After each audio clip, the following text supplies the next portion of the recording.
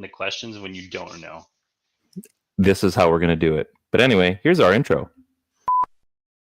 We got to change up that tarps off photo in the intro. If anybody wants to know how important Dakota Josh was to the Vancouver Canucks, that was the game. Okay, so condiments. This is everything. Everything. So we run the gamut completely, right? And I'm talking about sriracha on the bottle. Sriracha? Sriracha. It's that silent R that screws me up. Is it a silent R? I don't know, like who's tall? Who's tall? Chris Pronger, wasn't he tall? Chris Pronger was tall, yeah. Welcome to the PP1 Podcast. Are you kidding me? That's what?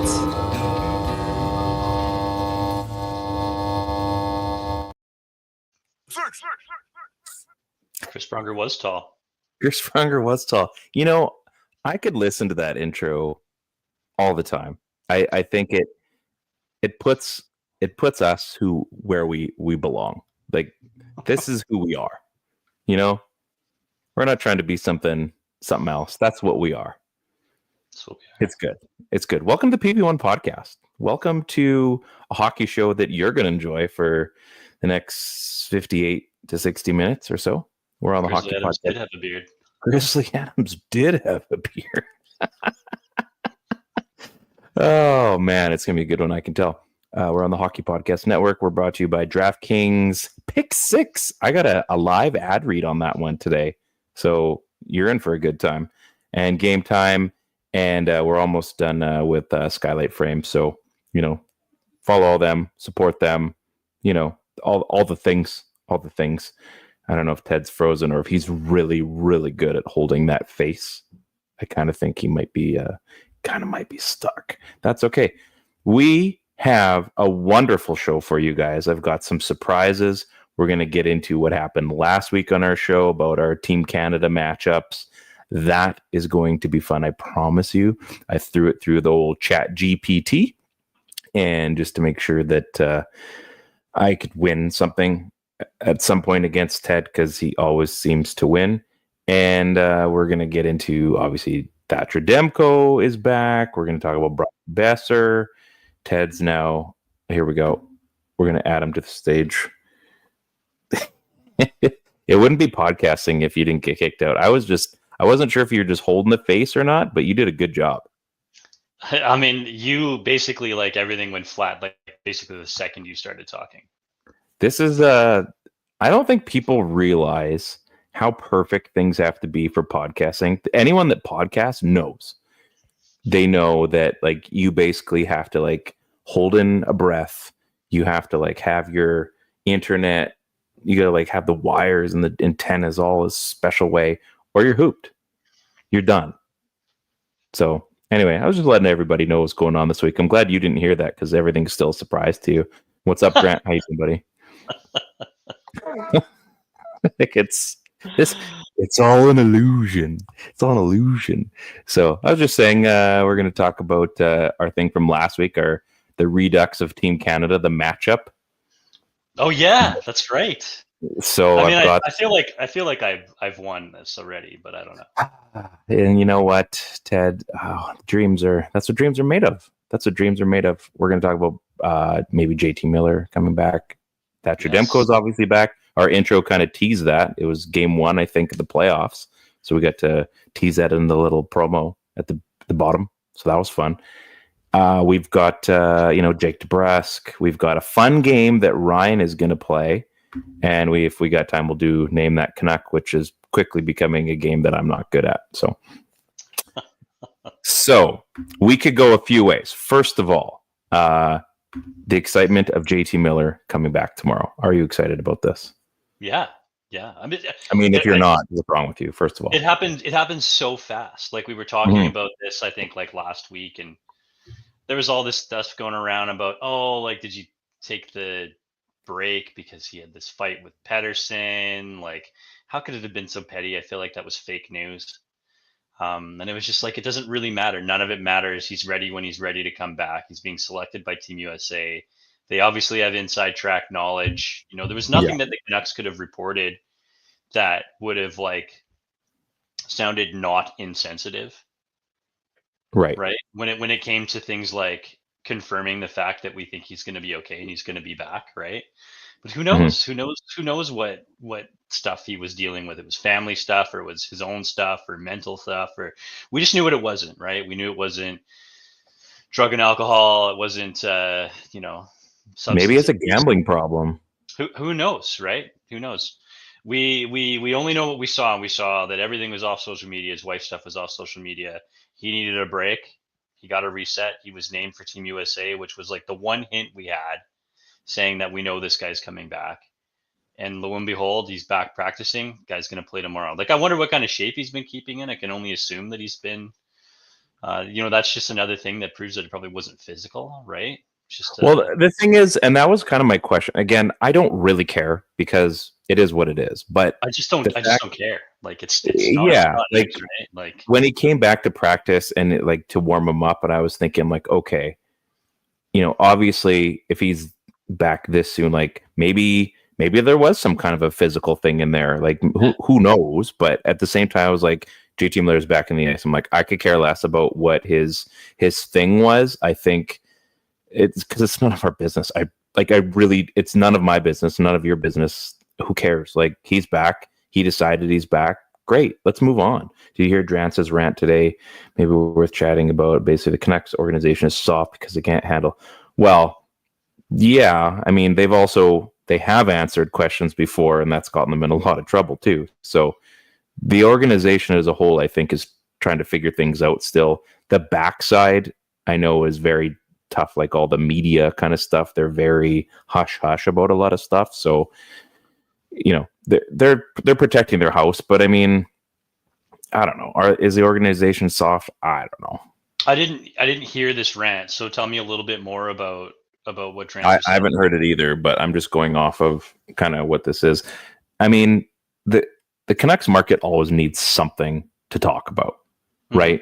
There's always going to be something, whether it's Luongo's haircut, should he have gone shorter? Should he have gone longer?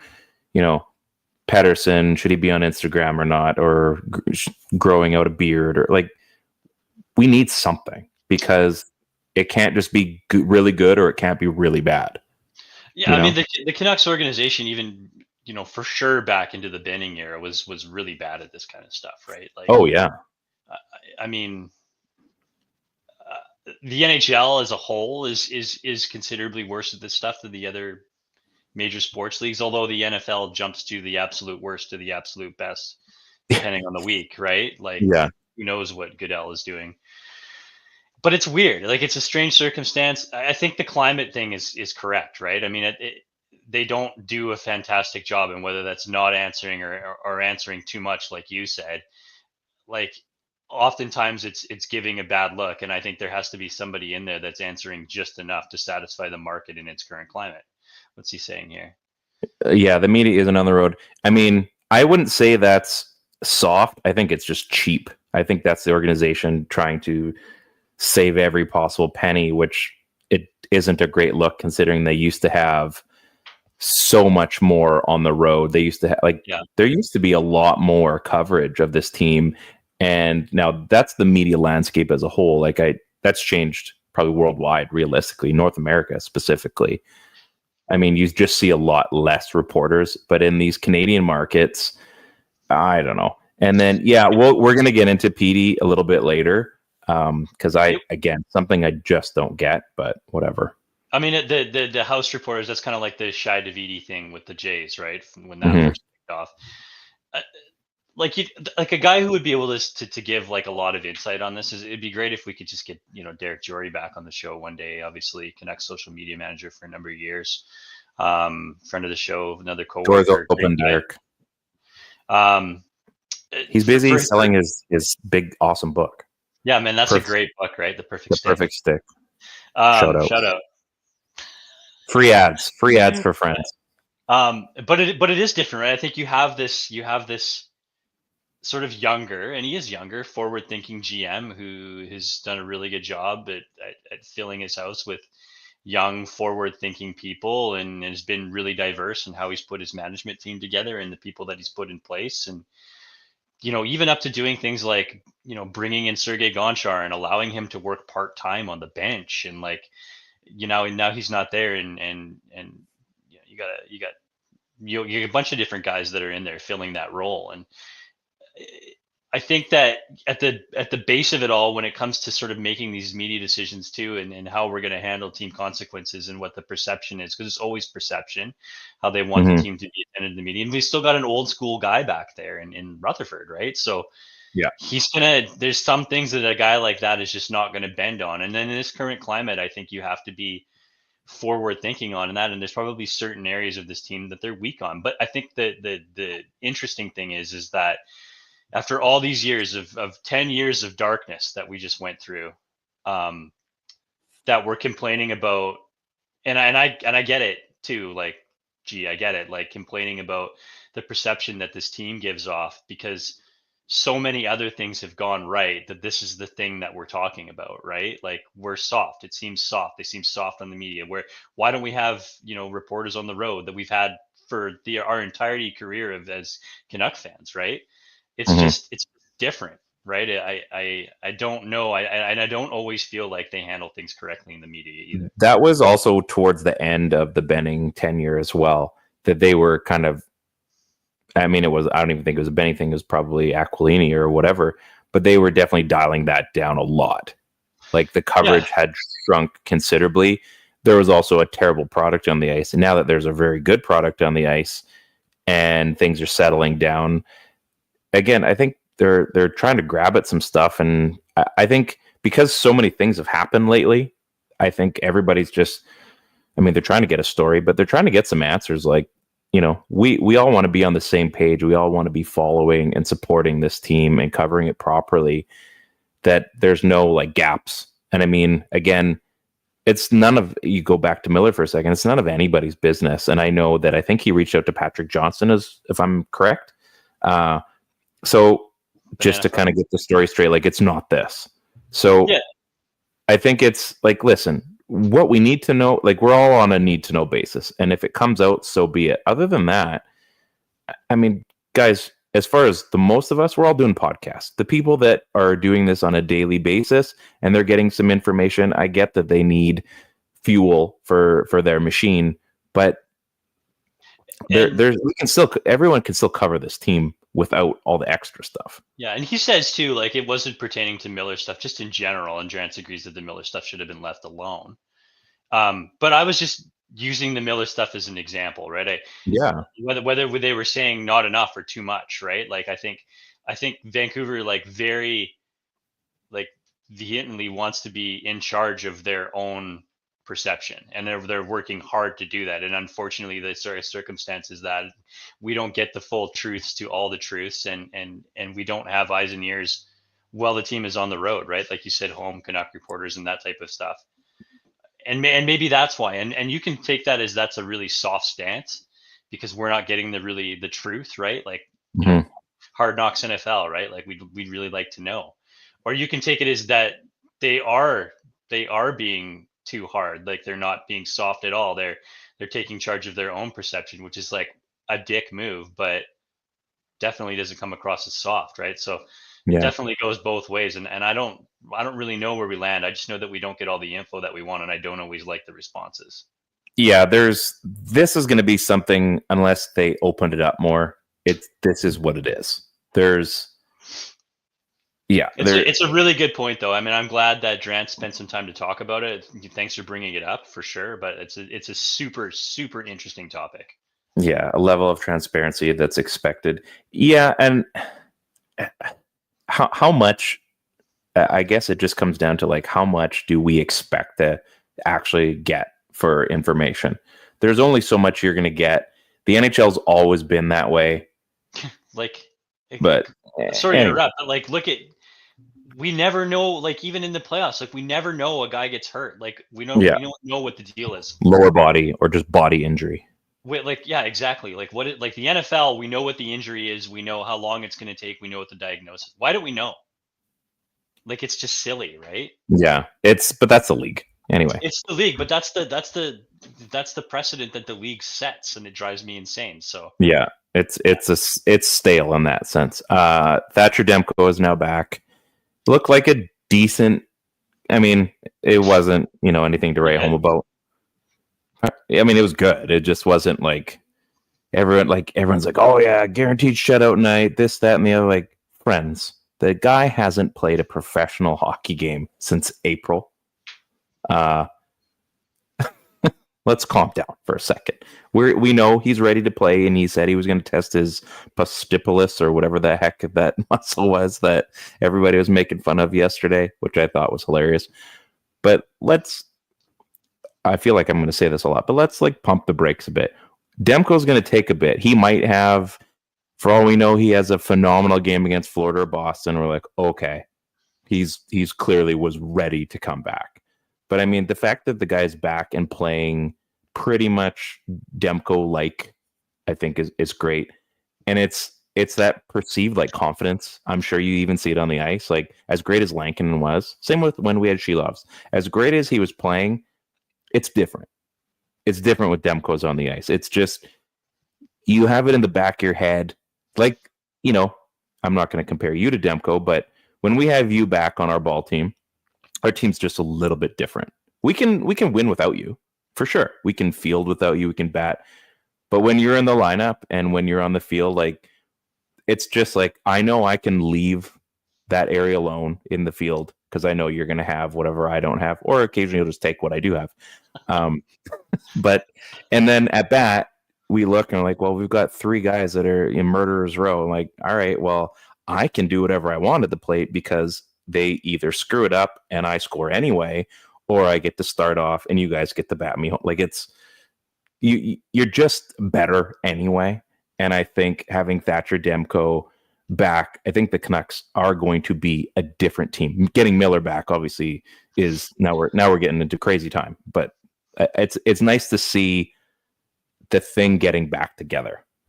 Yeah, it's just it's another piece that that you can rely on, right? It's you're building a home, but this allows you to build a stronger home, right? There's everything would have been fine before, but it's great now that we got this extra piece in here that we it's a known quantity, right? It's not it was a little different when they made the trade for Lindholm last year, for example, right? We were expecting this sort of number one, number two center in, and it took some time for his game to develop, and he wasn't those things right away, and people were disappointed before we saw the true value of that in the playoffs, right? We know what Miller is, but the flip on this one, or not Miller, sorry. Well, Miller too, but we know what Demko is, right? The flip on this one is that it's probably going to take time for those guys to get their game back. And there was times during the game that he looked shaky, that, he clearly got beat, but it hit the post, or he clearly got beat, but it missed the net, and he looked wobbly at some points, and he looked like he was trying to catch up to the game a little bit. But there was your those instincts are off, yeah. Yeah, your instincts are off. You're not dialing in. You're not dialed in. You're not fully juiced yet, right? But there was moments there where things happened and the play happened quickly, and it was pure reactionary, where he made a save, or he made a move to his left, right, or he tracked a puck that he knew to do, and it was happening on muscle memory. And those are the things that you're like, whoa, okay, this guy, next level stuff. I remember that, right? And that's going to take a little bit of time. That the more he plays, the more those things will just fall into place for him, because he is so good, and he is such a muscle memory goalie. And I think it didn't help that he got clipped in the first period. Yeah, it was a weird start. Oh man, please no. It's oddness for him. But the good thing is the difference between the last major injury that he had and coming back and playing terribly was that this team gave up way more than it should have in classic Demko time, and almost all of the time that he's been starter on this team.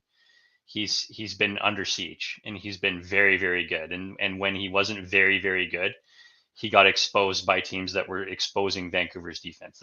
Vancouver doesn't give up what they used to give up in those times. And he's got a legitimate starting tandem partner to deal with him this time around. He doesn't have to be good right off the bat. They can feed him games, take a back-to-back if you want to, but maybe we're going to go 1-1 for a bit, or you're going to sit for 2 and Lankinen's going to go, but take the time to find your game and dial it in practice like he's been doing for the last few weeks or so. And that'll allow it to just slowly work itself out. We don't need answers right away. So then why would we force anything? And I think that's like the one thing. Now, just like one more quick point, and you talked about the fact that we were lurking our way through this. Without Miller and without Demko, and having that solid piece and not having to worry about it when it finally makes its way back into the lineup, is that we've had the opportunity to see other guys really step up into another role, see more from a guy like Sherwood, really see more from a guy like Boeser, right? Like he's been so good. I don't know how they. I mean, he was good last year. He's just really coming into his own this year. Yeah, he looks so good. Like he just looks so good, and I don't. So fortunate to have guys like that step up in the intermediate, and now that's just another piece that you can add to your house that you weren't thinking about you had before. You know, you had Boeser, but you didn't know you had this version of him, right? And he's just doing a great thing this year, and just need to level that up. Shout out Kiefer Sherwood for that late hit yesterday. was it an offside or end of the period? I can't remember. He was mad. And he's like, I'm gonna go and smoke you into the floors. I'm like, here we go. He was mad. Yeah, that was. It was so good. He was like, "What the fart did I do? What the fart was that?" Yeah, so good. Yeah, I'm just saying, like, this is going well. This is going well. Oh, it's so much fun. He's like, what was that? What happened? I didn't do anything. Just great. And then even the ref, when he was calling the two penalties, it's almost like he's hearing from the back, like, you say this wrong, I will come out of the box and maim you. He's like, Vancouver penalty and St. Louis penalty, like, you got yourself right. Continue. Just so good. Just so good. Was it Sundstrom? I think it was Sundstrom, right? It was the other guy. It looks like it's just like an absolute turd himself. So good for Sundstrom. It was pretty funny. Let's get into we'll get back into the other stuff in a second. I want to get to our redux of Team Canada from last week. Can we talk about real quickly that St. Louis game? We can. Absolutely. We can do whatever we want. You want to talk baseball? I don't care. The blown call. Like, okay, it's 2-1. The blown call, the Colton Parayko down in the corner. This like circus of events that happens up to this call, right? Yes. Boeser and him go into the corner. He just fucking falls over. It was basically all that happened. He just fell over. And I think if you asked him, he'd tell you, I just fell over. But what am I going to say? No to the power play, right? Terrible blown call. The referee on the opposite side makes the, way down the ice, not even in the play. There's a ref close by who doesn't make the call, and the one from far away does. That also drives me insane. Makes the call. It's very, very clearly the wrong call. They get the power play. Of course they score, right? That forces them to now make up the call, which, again, I didn't believe was the penalty on St. Louis. No. One thing happens. It's okay. I gotta give them a power play back because I screwed it up, right? But then you're now the other team has to score in this situation for it to not be just a complete. Like, you want it to be a wash in the station. You put teams in a really bad spot because you take over the game now as the most important player. Thankfully, they score. It's clear hockey karma that it goes off of Parayko to. It was just like he hangs his head, and you're like, okay. Not his fault that the call was made, but like that's how it happened. Why can we not just empower the referees to make the right call? There needs to be the NFL is, and I'm going to say this kindly, they're getting better at it. Yeah. In a way. I mean, there's also a lot of stuff that goes bonkers and you're like, okay, well, we don't know what PI looks like anymore, but that's cool. A lot of Canucks games this year, and I'm not saying for or against, just in general, have been called very poorly this year. Like, just the game in itself. That game last night, there was, I can't remember who the Canucks got cross-checked from behind. I think, was it Pettersson that got cross-checked from behind? Yeah. And they didn't call a thing. Like, it was blatant. And I just looked at the TV. I'm like, that apparently is a penalty anymore. And then, was it Sherwood that got the cross-checking penalty or Boeser? One of the two guys. And we get the call. I'm like, it literally was the same thing. And you didn't call it for us. And now you're calling it against us. Like, it was just as a whole, the games have, the officiating has been poor as a whole. And it's a fast game. I get that, blah, blah, blah, blah, blah. But come on, if there's four guys on the ice, somebody has to get something right. Like, you made a call, right? I mean, this happens in the NFL, right? You made a call. The play ends, whatever. And I know that the play has to end because another player touched the puck. There's complications to it, right? Sure. But in the NFL, the play ends. You get together, you have a quick conference with your partners on the field, the other officials, and you decide that it's not a call. No call was made on the play. Like, if you make a call and Parayko goes down, and then it's shown up on the Jumbotron, and you see that the guy just fell over, can we not just empower the referees to be like, that's not a call?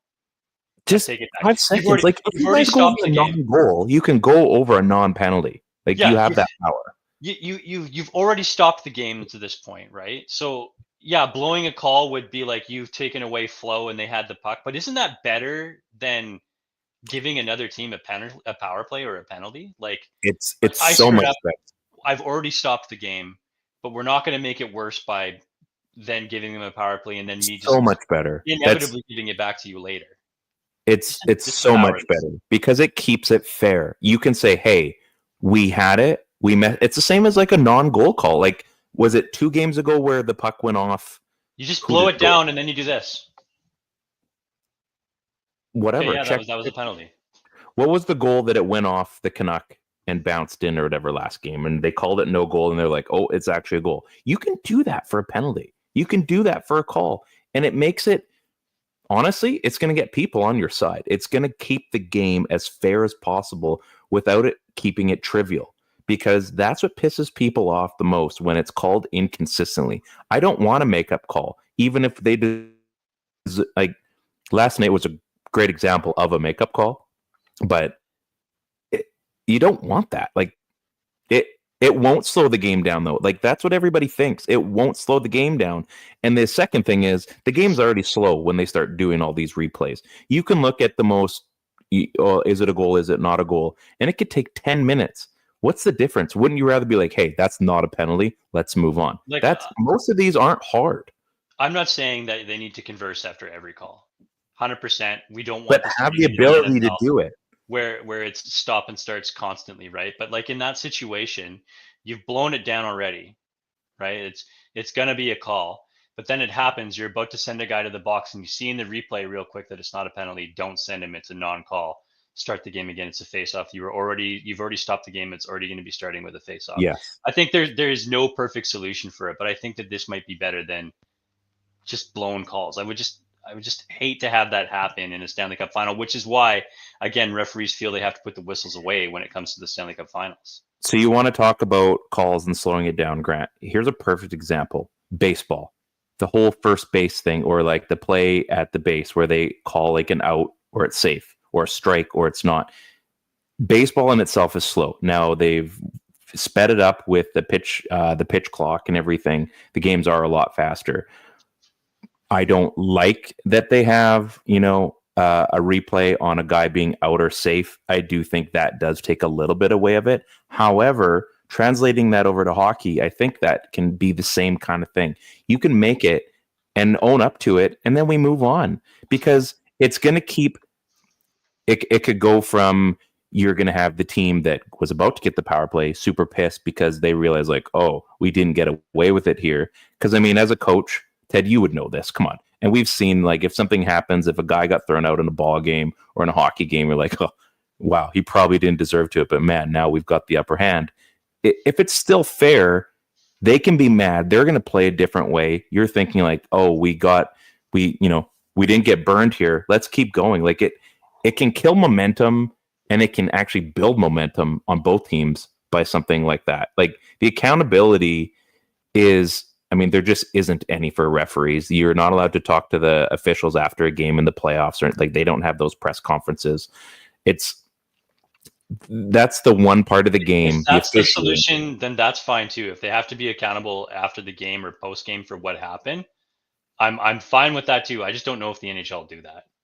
They won't. They play things way too safe, and that's a problem. But it's a healthy discussion. Like, again, even more penalties maybe, but you get over that though. It's just like when they came out of the lockout and they called hooking for a month and a half. We had Dave Jackson on 2 seasons ago. I think, Ted, can't remember. You weren't able to make that show, but Dave Jackson, we called it. He goes, listen, we called it, and eventually the guys realized we were going to keep calling it. So they had to get away from it. it's the same thing. If you can find out that they're not going to call a penalty, whether it's diving or whether it's cross-checking or whatever, or they see fall, they know it's going to be called fair. And I think that's all anybody wants. Like, sometimes, you see how many times the guy goes through a penalty box and rolls his eyes and like, oh, I didn't do anything wrong. Well, if it actually goes the way where sometimes you didn't do anything wrong, those times are warranted, because then it's being fair. And if they called it, then it's a bogus call. Like, there's a way to make this work for everybody. But again, it's not going to happen. We're arguing for nothing because the NHL is, I think, a little bit. We're arguing at them. We're yelling. We're yelling at a cloud. We're loud talking. Speaking. Yeah, I'm loud talking. Let's get into Team Canada. So last week, I think I've got. Let's get into the picture from last week just to remind everybody what we had. So we had, a couple goalies. We had defense and forwards. So two teams were picked. I'm going to get back to my normal. We got different stuff here. Ryan's talking. Okay. So here are the two teams. Team A, this is me. We're going to go first. I said, who would win in a primetime matchup? Let's break down, or between these two teams. So I had Marc-Andre Fleury as my goaltender, Aaron Ekblad and Chris Letang on defense. I had Stamkos, Perry, and Taylor Hall as my forwards. You had Carey Price, you had Shea Weber and Brent Seabrook, Brent Burns as a forward, and John Tavares and Jamie Benn. So, Marc-Andre Fleury in his prime was known for his quick reflexes, athleticism, clutch performances, especially in big games, and he had multiple Stanley Cups with Pittsburgh and was a standout in key moments. Ekblad, mobile two-way defenseman, could play heavy minutes moving the puck, contributing defensively, strong player offensively, not as flashy as other defensemen. Chris Letang, good puck-moving guy. Stamkos, one of the most prolific goal scorers in NHL history, constant threat. Corey Perry, physical edge. Taylor Hall, former Hart Trophy, brings speed, blah, blah, blah, blah, blah. Carey Price, this is your team. In his prime, arguably one of the best goaltenders in the world. Calm demeanor and his ability to steal games are what set him apart. Vezina Trophy, consistent track record in the playoffs-ish. Shea Weber, one of the hardest hitters in the NHL, elite slap shot from the point, solid physical presence on the back end. Not as flashy for Brent Seabrook, reliable two-way defenseman, great hockey IQ, physicality, making him a tough matchup. Brent Burns, Tavares, and yeah, you did. No, Brent Burns. No, I'm getting there. You had both of them. Yeah. Brent Burns, a dynamic offensive defenseman, could also play forward, bring significant offensive upside. His ability to generate offense is invaluable and his size allows him to be a force. Oh, and you had Jamie Benn. Yeah, I said that already. Tavares, skilled, consistent center in the league, passing, scoring ability, natural leader. Jamie Benn, tough, gritty forward. Anyway, so they went over goaltending. Price is considered one of the best goalies of his generation in his prime, but Fleury also had proven himself in big moments. Fleury was great in high-pressure games, but Price was known for his ability to steal a series. Goaltending would be a major factor here, with Carey Price likely getting the edge in terms of consistency. I found that interesting, that one. Because, I mean, knowing what you know, one of these guys has won the Stanley Cup multiple times and done so at the hardest possible point. Game 7 specifically, we all remember his little diving save. Carey Price has never been that far to make a save like that. However, a quick rebuttal to that. Like, I love Marc-Andre Fleury. You know, I'm a huge fan. I know. But he also played on teams that featured like three number 1 draft picks and a top 5 draft pick. When Whitney was there. Like, right. That's a pretty good team. I don't think anything was like that in Montreal. I think of all the positions, that's probably the closest one. Yeah. Yes, I agree. Then it gets a little out of hand. Team A, that's me, has two offensively minded defensemen, Ekblad and Letang, both capable of pushing the pace and contributing offensively, but this could leave them more vulnerable defensively. All right. Team B has more physically intimidating defensemen in Weber and Seabrook, while not as dynamic offensively as Letang or Ekblad. their size and physicality might be more effective in shutting down Team A's forwards. Weber's booming slapshot and Brent's Seabrook's experience would make them difficult to handle in defensive situations. I think we have an idea of what's going there. The forwards, Team A is Stamkos, Hall, and Perry, all of whom are strong offensive players. Like you said, we went over kind of what my guys, Team B's forwards, all capable of impacting the game in multiple ways. Brent Burns' offensive ability combined with his physical presence is a dangerous combination. Thanks, ChatGPT.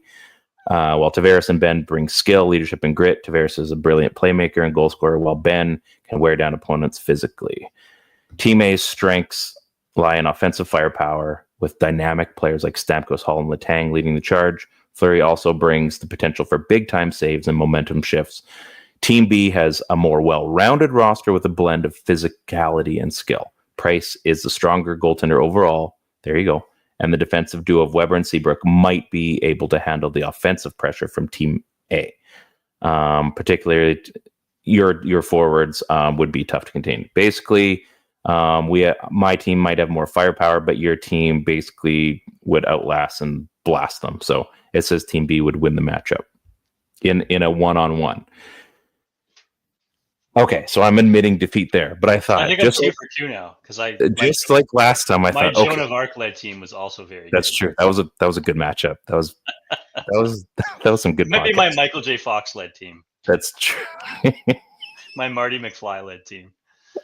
That was so much fun. That really was. So I decided, I'm like, okay, well, what about a 7-game series? But it's a Four Nations Cup tournament. Whatever. Basically, for all the reasons and then some, you also won that. It doesn't. I don't even think it says if it goes 7 games. Leading to a 4-2 series win for Team B. So basically, we don't even get to Game 7. Skill just doesn't matter anymore. We just can't skate because we're too beat up. So once again, I create a game that hopefully was going to benefit me, and I end up losing again. Love it. I love these games, by the way. Congratulations. Yeah. Congratulations to your stupid team. So we can post that. I suppose. The top 5 pick'em in teams is great. I think this is so good. We'll do another one. We'll figure something. It'll have to be in the new year because it takes some time to make sure that makes sense. We're going to talk about Brock Boeser and Jake Debrusk, and then I've got our next new game, like a Marvel superheroes team or something like that. It's something along those lines. I was going to maybe go video game characters like Canucks. That's another great one. Yeah, could do that too. Yeah, so we can get into that. The talk today, Brock Boeser is looking at an 8x8. Talk amongst yourselves, because I think for a guy that has now scored 40 goals, I think we need to discuss that the going rate for what that kind of player is making is pretty fair. And I think it puts him into, the point where he's going to be a Canuck almost his entire career at that point. And there was a good point made today that as the cap goes up, that's going to kind of age like in a couple of years, it'll age like he'd be a $5 million player. Like as far as relativity goes from back then. So, I mean, is $8 million overpaying for Brock? Because at that point, at middle of that contract is when you got Quinn and Petey, right? Yeah, so they're going to get re-upped at that point. What do you think? Yeah, it's a lot of money, but the cap is going to jump significantly in the next little bit here, right? Yeah. What Vancouver's going to have to bet on is whether or not his projection is going to be able to last for like the next 5 years, right? And then if it starts to dip off in year 5, like say he's not a consistent goal scorer by year 5, say he falls to like 25 goals, he's a 25 goal scorer, 27, 28, he's in that range, right? Yeah. What kind of player do you expect him to be in his age 33, 34, 35 season? What are you expecting from him, right? Like, what are you expecting from an $8 million player? Is an $8 million player the equivalent to what a $5 million play is right now, right? Exactly. If you believe that he can still be a useful, I mean, it's funny, we were just talking about him, like a Jamie Benn type player where he can be a vet making $8 million on a good team, playing a solid position on a third line, has a right-handed shot that can help you out on the power play, and it's good on the walls. Are you okay paying that amount of money to that player for that role? And how much more do you think he has to give between these next 5 years, or probably even these next 3 years is probably the better way to look at it, right? That's what I was Probably thinking. it's like age 31 season, right? You'd probably thinking that he's going to start slowing down. These guys don't last forever. I think Steve Stamkos is like a perfect example of this. Snipers and triggerman, they don't always do it for forever. Even the guys that don't need to burn, and Brock's never been a burner, right? So speed is his game. Stamkos is even elite, like that. You're comparing probably like the top of those types of guys, right? And it's still and you're not going to be. You're hoping that you're not going to be paying Brock to play, first line minutes at that point either, right? Do you think he can play those for the next like 3-4 years? Like, if Vancouver thinks that he can do that, then I mean, it's not a massive reach. Yeah, it's not a massive reach though on that contract. If that's the contract, right? The tough part is that he only has one 40-goal season under his belt. Mm-hmm. Right? This is a lot easier for him to get to if he's hit 35, 1 or 2 years prior to this. Right. This happens in a snap and tech. He's also asking for more than 8. So maybe that's the hitch. I think he understands his value a bit better, knowing that I'm probably not worth as much as I want to be worth if I'm a consistent 40-goal scorer earlier than last year. Injury problems, all that. But I think hopefully anyway, he's gotten over that hump. And I think this is the player, he's the mature version of Brock Boeser. We're not getting the flashy rookie, first 2-3 year Brock Boeser. We're getting the guy that's had to work on his game, and he finally figured it out. I still don't think he has that shot from year one. No, but that's okay because he's developed so many other parts of his game, right? To be the puck's still going in, as far as I'm concerned. He's still super intelligent with the puck in the offensive zone. Speed has never been his game, so I'm not super worried about that. Does he become a better defensive player as he ages, and does he become stronger on the wall? Because I don't know, old man strength. I'm not sure what I'm chalking it up to. But at some point, JT is about to fall here, just because that's the way it works. Age will eventually catch up. That guy's undefeated. And you're talking about a player almost undefeated. Jaromir Jagr's. Yeah, I mean, and Chris Chelios did buck that trend. You're talking about a player in JT Miller just a couple of years ago signed a very similar deal to what Brock's asking for now, and one of those players has got a significantly better track record when it comes to putting up points. So maybe he's not worth absolutely. Maybe he's not worth 8. Maybe he's worth a little less than that, and this is where the negotiating starts. Yeah, I was thinking that too. I mean, Minnesota's always going to be linked to Boeser. Sure. I'm going down the road in negotiation with Minnesota to see what they'd give him. I think you can still sign that contract and know that there's an out at some point, that it's probably a safe bet that he could go to Minnesota. I can't imagine him going to too many other places. I think that would be a perfect fit. So you kind of have a built-in trade partner, and maybe they don't, but I think it's assumed that there probably is a built-in trade partner there. And if it doesn't work out, hopefully Minnesota's figured it out for the third time, and he can go there the last couple years of his career, if that's what they wanted to do, if that's what both sides end up doing. But for now, I mean, again, everything is kind of relative. I don't hate that contract. This is a very different conversation than Miller and Quinn Hughes and Pettersson, because we're going to be at a different point, and those guys will be getting different contracts on their next ones, right? Not JT Miller, but Pettersson and Hughes. They will be talking about a different contract at that point. So Boeser is getting into his big contract that is going to decide things for him for the rest of his life, and rightfully so. But he's going to still have to step it up on his side of the game, right? I mean, it's you need to still deliver. So it's not like everyone's going to talk about like he should make 8. He still needs to earn that. He still needs to earn it this season and going into next year. Sure. Like it's not that different than the situation that Boston found themselves in with Jake Debrusk, right? It's half the value of the contract for what they perceive to be half the player, right? Like Boston wasn't, obviously they didn't want to bring Jake back. They could have brought Jake back, right? But they're betting on the fact that for the dollar value, we think that we have to discuss the idea of him leaving.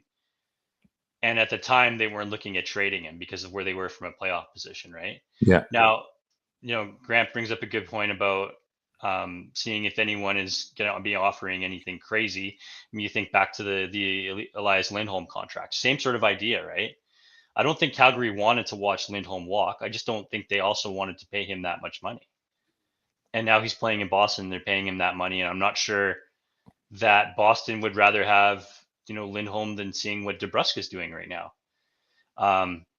But there's a forward option that's putting up at a similar clip to Boeser right now and is doing some pretty amazing things that looks like an absolute steal. And I think you have to get into the range where there's going to be a bit of a hometown discount. That's not a big thing. A hometown discount isn't that much these days, right? Guy's not going to give up more than like $0.50. I took a hometown discount. Sure, me too. Actually, no, I didn't. Not really, but it's not going to help. I think he's right. He's got to you got to look at what the trade possibilities are, and if someone knocks your socks off, then you have to sort of do the right thing for your franchise and take that trade, especially if it's going to set you up with players in the long term. They're going to help you succeed further down the road. Guys, they traded Bo Horvat. Anything's possible. Anything. Yeah. Anyway. It's an interesting discussion. And then obviously Jake Debrusk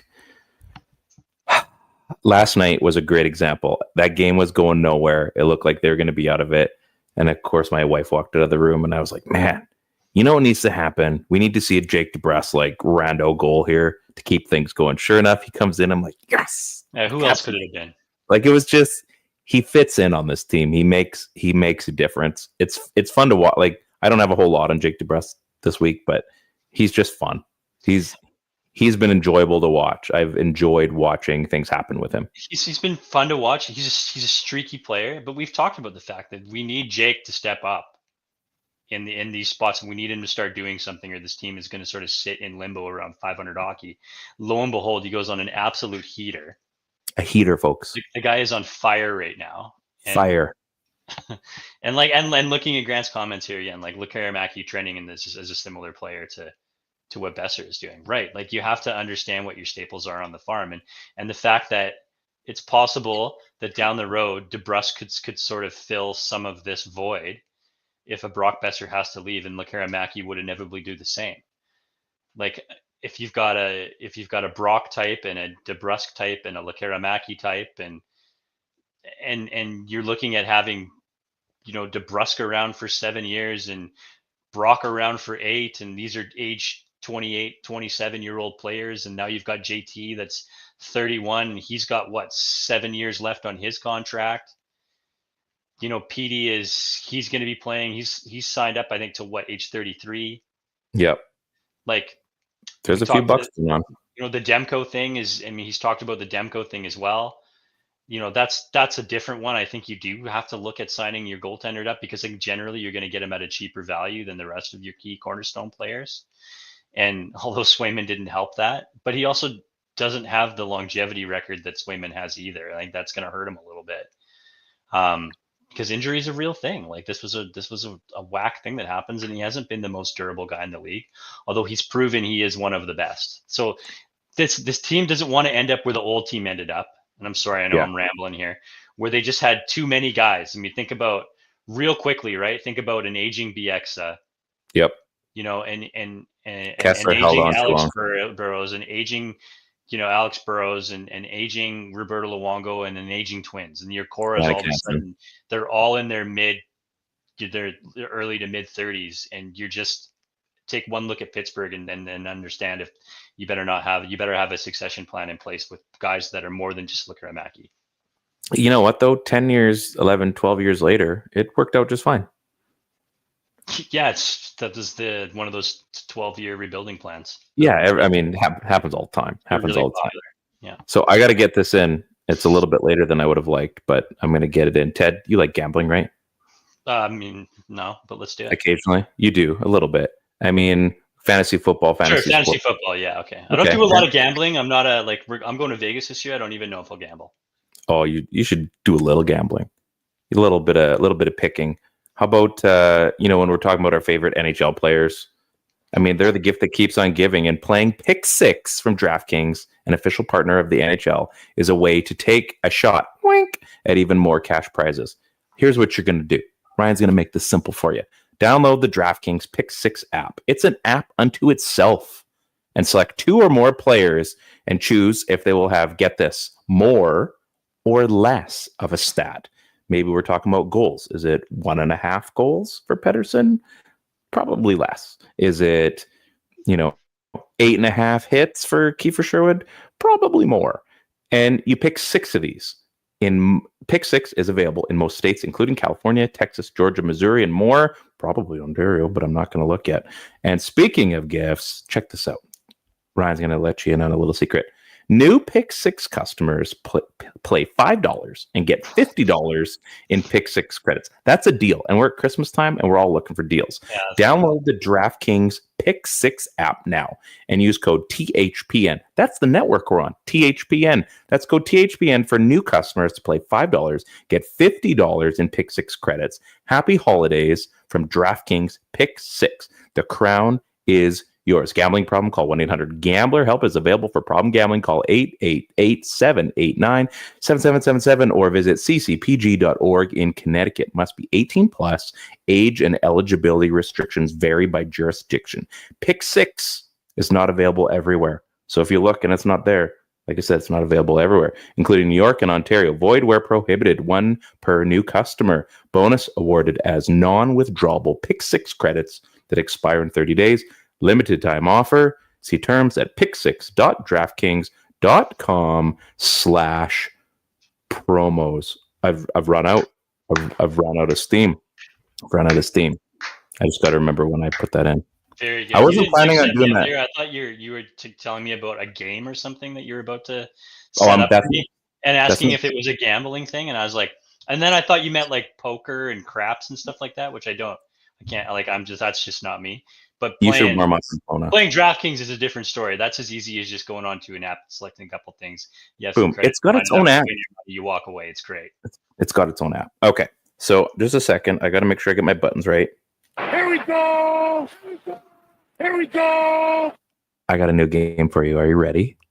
Like, I love the grin on your face because you have no clue. No. We're gonna finish with this because I don't know how long it's gonna take. Are you ready, Ted, for the first ever and probably last ever game of Meet the Connors?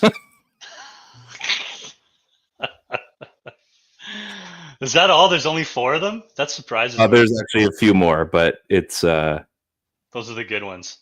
Those are the good ones. So we're going to keep this simple. Put it up there one more time. Okay, just one second. Yeah. You got a beard. That's impressive. It's like a playoff beard. I just grabbed random photos. In the middle there? That is Leon Draisaitl. So I like how you also made, I like how you also made our Connor the biggest guy. Yeah, it's ironic, isn't it? Yeah. The smallest of all the Connors is the biggest pitcher. Photoshopping there too. That was great. I'm getting better at it. I'm not gonna lie. So this could be tough, Ted, but I believe in you. Okay. What we're gonna do here, because I'm sure the rest of us are beyond confused. How do we spell Connor for each of these guys? And there's a few more. So is it 2 N's? Is it 3 N's? Is it 1 N? Is it an ER? Is it an OR? Is it an AR? We're going to go with the first one, Connor McDavid. Connor's first name, McDavid. Are we 2 N's or are we 1 N? I'm going to say 2 N's for Connor McDavid. Spelling is... You got it. It's not my forte, but yes, okay. It's, do you drive a Kia? Do you drive a Kia forte? No, I don't. Why not? Okay, Kaufner. Yeah, that's a good one. Okay, so you're 1 for 1. Okay. Oh, number 2, Connor Bedard. So this one I've gotten confused a few times. Are we 1 N or 2? I'm gonna go 2 N's again. Here we go. Ted is 2 for 2, batting 1,000. This guy is going to the Hall of Fame. we're going to throw in Connor Garland. Okay. 2 N's or 1 N? 1 N. For sure. Here we go. Here we go. You would be correct. Ted is 3 for 3. Now, there's not very many Connors in the NHL. There's a Kyle Connor, but I left that one out. The last one here, I think this is going to be the toughest one. But I believe in you, Ted. Connor Hellebuck. MVP or Hall of Famer, or no, I'm just kidding. With an ER? Well, okay, so yeah, spell for Connor Hellebuck. Spell his first name. C-O... Well, you're good so far. Yeah, C-O... I'm just going to say... I'm going to say 2 N's. C-O-N-N-E-R. C-O-N-N-E-R? Yeah.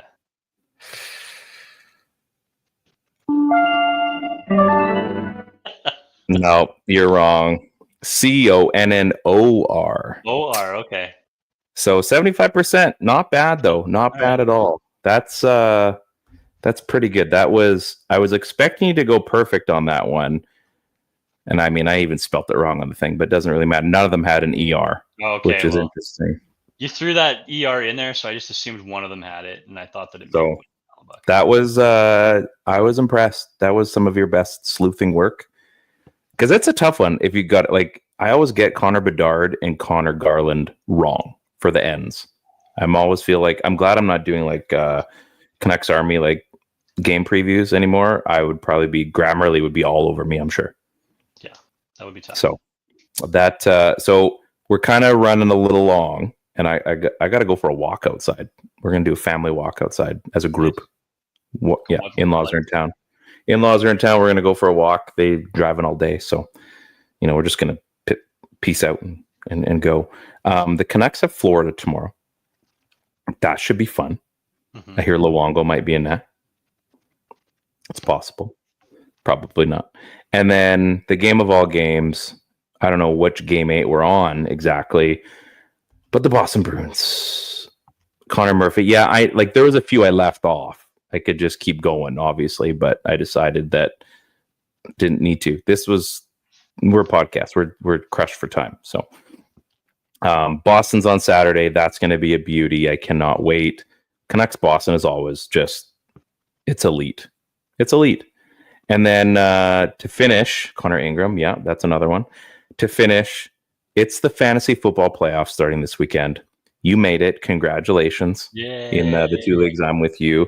I thought there was a very good chance I'd be playing you, but I'm playing Steve, which frightens me because I have 1 win in the last 5 years against him. Not a good track record. So thankfully that win came this season. So recency bias is helping me out. That's pretty much all I got, man. We're going to I'll save Reddit Canucks and name the Canucks for next week. And then we're probably going to take a break.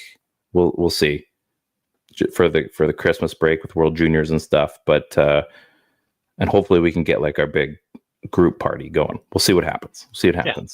Yeah. You got any final things you would like to discuss? Anything I missed? No, I think I got it all off my chest. Did you? Oh, yeah, this was a heated one. I mean, we're probably past time on this one, but big fan of like the Demko's kit. Fire. Elite. So good to see. Yeah, so good to see like high-end Demko kits coming out again now. Like he always had such strong setups before, and then those tastes were always muted because of the whole Ian Clark thing. And I got some funny comment, which was like, everybody's like, oh, he's the best, we should never let Ian Clark go. And then we're like, oh, so good he's gone, now his gear looks good. Like, no, I'm not disrespecting Ian Clark at all. The guy is like GOAT level when it comes to NHL goalie coach. Numbers don't lie. This is simply about a goaltender looking G'd up from the feet up, and man, his stuff looks good. Man, can you imagine if Felix Potvin worked with Ian Clark? He would have been back to the old Heatons. It would have been awful. It would have been awful. Reps of the Archie Urbe school. Oh, it would just been like, ugh. Or Trevor Kidd have like the checkerboard for a bit? Yeah. Yes. Yeah. So, I mean, that was kind of fun. Yeah. I'm a big fan of Demko's kit going. And the one thing, like, I don't know how they're going to do it. And I've mentioned this if they did like a reverse retro or something, But those yellow practice jerseys with the skate, that's Yeah, the biggest. That's the biggest tease ever, man. I'm they look sorry. pretty fresh. I think the league might be done having fun for a little while. I think so. They'll do stuff like that, but they should. But that, I'm telling you, I that still that feel like yellow- the green and blue gradient, they really missed the bus on. They should have went yellow.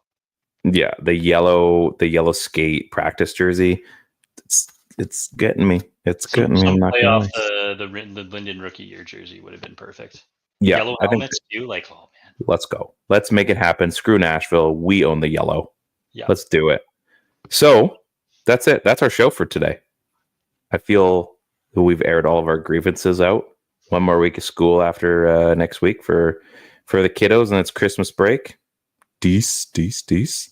Yeah, you got some And, time off coming up or what? Yeah, we'll take some time off. Go sledding if there's snow. Hopefully the pond freezes over. We got to get a photo shoot of on the rink with Maddie. Yes.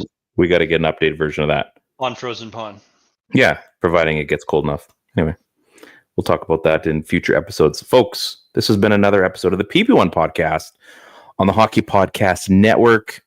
I am joined by my good friend Ted. I'm Ryan. We hope you had a great time, because we sure did. Brought to you by DraftKings Pick 6 and Game Time. Enjoy yourselves. Go Canucks, go.